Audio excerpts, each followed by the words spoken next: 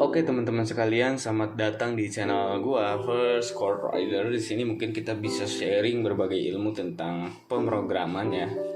Mungkin lebih tepatnya kalau di sini kita akan membahas tentang bahasa pemrograman C++. Sebelumnya perkenalkan dulu, nama gue Iksan Budiman Putra ya. Dalam playlist ini gue bakalan ngajak teman-teman sharing lah. Jadi bukan ngajarin, enggak. Gue juga masih belajar kok. Jadi gue belajar ya, apa yang gue tahu gue share ke teman-teman, dan apa yang teman-teman tahu boleh share ke gue. Kalian bisa kirim lewat komentar, bisa kirim lewat email juga. Nanti gue kasih lihat emailnya di sekitar sini gitu. Buat teman-teman yang mau kasih pertanyaan juga bisa ya. Misalkan, Kak ini kenapa kok ininya kayak gini gitu kan, Kak kenapa itunya kayak gitu gitu. Ya kalian bisa tanya ya. Jangan jangan kalian pendam sendiri, nanti kalian stres ya. Karena bahasa pemrograman itu terutama buat dasar-dasar ya, dasar-dasar pemrograman. Mungkin kalau dalam video ini kita bakalan pakai C++ buat memahami dasar-dasar pemrograman gitu. Dan itu kalian harus banyak nanya gitu ya. Kalau gue suka sih buat teman-teman yang banyak nanya, gue suka buat kalian kritis gitu ya, dan rasa ingin taunya tinggi gitu. Nggak apa-apa gitu. Kalau gue seneng gitu ditanyain kayak gitu. Ketika gue mendapat pertanyaan yang wah ini bagus nih pertanyaan, bahkan gue juga mau nanyain ke orang lain jadinya misalnya. Ya kayak gitu. Jadi ilmu juga buat gue gitu kan. Ketika kalian nanya, gue nggak tahu, ya gue pasti cari tahu dong buat share lagi ke teman-teman gitu kan. Apakah nanti ada yang jawab di kolom komentar juga ketika kalian komentar gitu kan, teman-teman yang lain yang lebih tahu. Terus gue bisa share lagi di video-video gue selanjutnya gitu, buat wawasan atau pengetahuan teman-teman lah gitu ya, biar terus bertambah gitu.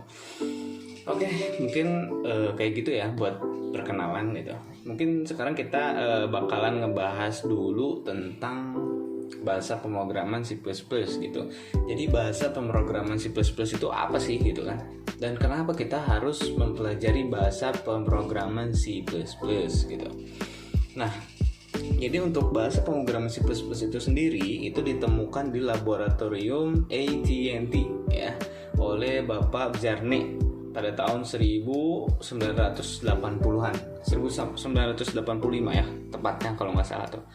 Nah, di situ dia berpikir bahwa bahasa C yang tadinya udah ada ya, ini harus ditambahkan fitur-fitur baru kayak kelas gitu ya dan lain-lain lah gitu. Jadi dia berpikir bahwa bahasa pemrograman C ini masih udah bagus mungkin ya, cuman masih kurang lah gitu.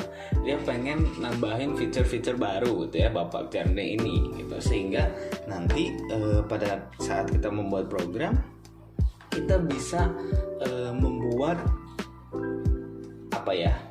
program yang lebih singkat mungkin ya, atau bisa dibilang lebih relevan lah, karena ada fitur yang baru gitu di bahasa pemrograman C ini gitu kan, yaitu ketika dirubah dari bahasa pemrograman C menjadi C++ gitu ya.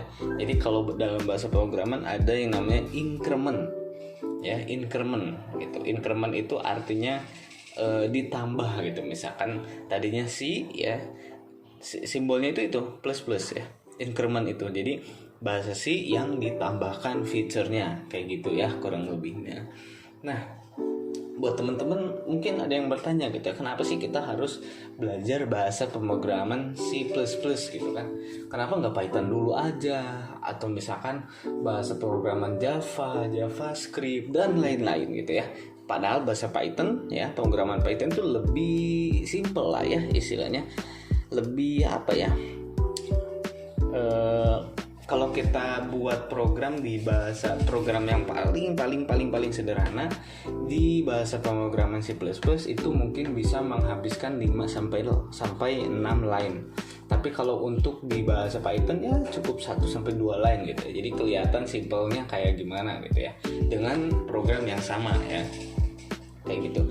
Nah, ini gue mau nyampein nih ke teman-teman gitu ya, kenapa kok kita belajarnya pakai bahasa pemrograman C++ dulu, kenapa nggak yang lain aja gitu kan? Ini gue jawab yang pertama itu, kalau misalkan lu masih berkutat atau berkutit sih ya pokoknya itulah, kalau lu masih berkutit di situ, di pertanyaan itu, lu nggak akan mulai belajar bahasa pemrograman atau dasar-dasar pemrograman. Lu nggak akan mulai. Nanti lu pertanyaannya ketika lu belajar bahasa Python, lu bakalan nanyain itu lagi. Kenapa kok kita nggak belajar bahasa C++ aja? Kenapa kok kita nggak belajar bahasa Java aja? Ketika lu belajar di Java, nanti lu bakalan bertanya lagi, kenapa kita kayak gitu? Itu yang pertama ya. Jadi mulai dulu ya. Untuk pertimbangan memulainya ya, lihat yang kedua, kenapa gue saranin juga nih, gue tekankan ya, saranin ke teman-teman untuk belajar dasar-dasar pemrograman itu menggunakan bahasa pemrograman C++. Karena bahasa pemrograman C++ ini ya lebih penulisan programnya mungkin emang lebih kompleks dan memang lebih rumit, tapi ini akan sangat bagus ya untuk melatih pemahaman dan logika kita ya, untuk memahami dasar-dasar pemrograman gitu. Ini akan sangat bagus, bisa melatih gitu ya istilahnya. Itu ya yang kedua. Nah terus kenapa kok tadi mungkin ada pertanyaan, balik lagi ya ke pertanyaan satu, mungkin bukan balik lagi tapi menyambung lah. Kenapa kok kita malah milihnya yang ribet gitu kan? Kenapa nggak yang mudah dulu baru yang ribet gitu kan? Kayak gini konsepnya. Sebenarnya ketika kita mempelajari sesuatu itu sama aja gitu ya. Itu sama aja. Ketika kita mempelajari sesuatu gitu, asalkan kita ada niat, ada kemauan, ada tekad, dan kita nekat kayak gitu ya teman-teman. Tapi harus dengan perhitungan nekatnya. Maksudnya nekat itu ya udahlah gue mulai aja gitu kan. Nah contohnya kayak gini, gue analogikan sama ketika lu belajar naik motor ya. Ketika lu belajar naik motor, nah lu milih nih, apakah lu mau pilih jenis motor yang mana gitu kan. Kalau mau pilih jenis motor yang matic, boleh. Mau pilih jenis motor yang kopling, boleh. Mau yang motor gigi biasa, boleh gitu kan. Cuman kalau gue saranin, lu belajar naik motor, mending belajar naik motor pakai kopling dulu dah, gitu kan? Lu belajar pakai motor kopling dulu. Kenapa? Ketika nanti lu udah bisa kopling, kalau gue yakin ketika kalian belajar kopling itu pun ya jaraknya kurang lebih bakalan sama lah, walaupun cuman beda 1 hari 2 hari gitu kan. Misalkan kalau lu belajar motor matic dalam 3 hari udah beres, tapi kalau belajar motor kopling harus sampai 5 hari. That is no problem kalau kata gue ya, nggak apa-apa gitu.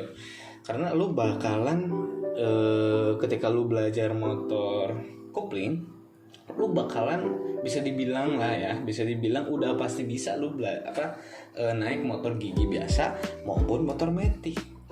Lu udah pasti bisa gitu istilahnya. Tapi kalau misalkan lu belajar motor matic dulu ya, terus lu belajar naik motor gigi, wah itu susah bro ya sis. Lu itu bakalan bahasa Sundanya tuh kagok lah, tanggung gitu ya. Aduh ini gimana gitu ya. Kalau di matic kan gue belajar tinggal gas doang, tinggal rem doang gitu kan. Pas gue cobain motor gigi, aduh gue harus mainin kaki nih gitu kan. Terus ada kaki ada rem kaki di bawah juga nih gitu kan, sebelah kanan, menemukan hal-hal baru gitu. Nah tapi kalau ketika lu belajar motor kopling, lu udah menemukan hal-hal yang ada di motor matic, lu udah menemukan hal-hal yang ada di motor gigi gitu. Bahkan yang ada di kopling tuh ya lu udah nggak pakai lagi lah gitu. Tapi tujuan tetap sama. Untuk apa? Untuk menjalankan kendaraan, untuk mencapai tujuan yang sama gitu ya. Jadi dari satu problem nanti pada akhirnya lu mau pakai bahasa pemrograman yang mana gitu kan. Lu mau pakai bahasa pemrograman Java, Ruby, terus Python, mungkinnya yang lebih simple dari semua bahasa pemrograman. Mungkin kalau yang gue tahu sih bahasa pemrograman Python memang lebih simple dari bahasa pemrograman yang lain gitu. Nah kayak gitu mungkin ya. Oke, buat teman-teman kalau ada pertanyaan boleh bertanya ya. Jadi untuk pertemuan kali ini mungkin kayak gitu aja. Buat teman-teman yang mau nanya bisa lewat email, nanti di bisa ditulisin di sekitar video sini atau di deskripsi gitu. Buat teman-teman yang mau sharing juga ya, jangan lupa kalian boleh buat yang kenal sama gua ya, boleh WA gua. Terus buat kalian nanti boleh kirim email juga atau komentar gitu ya. Oke, makasih teman-teman udah nonton sampai selesai. Semoga kita bisa grow up bareng-bareng, bisa berkembang lah ya. Kita membangun potensi diri bersama-sama lah di channel YouTube ini gitu ya. Oke, terima kasih teman-teman. Semoga sehat selalu. Sampai jumpa di video berikutnya.